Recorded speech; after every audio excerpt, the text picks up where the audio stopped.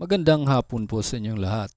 Ito na po ang resulta ng 2 p.m. draw ngayong February 16, 2026, araw po ng Lunes para sa 3D Lotto at 2D Lotto.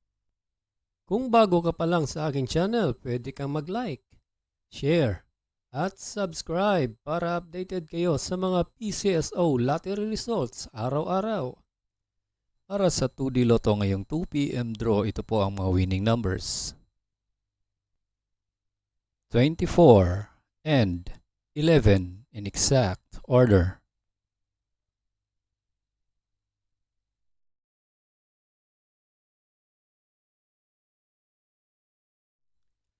Para sa 3D Lotto ngayong 2 p.m. draw, here are the winning numbers. 1, 7, and 8 in exact order.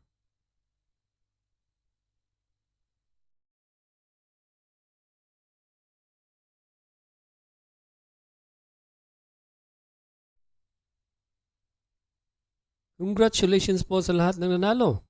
At kita-kits po tayo mamayang 5 p.m. draw. Thank you for watching. God bless us all.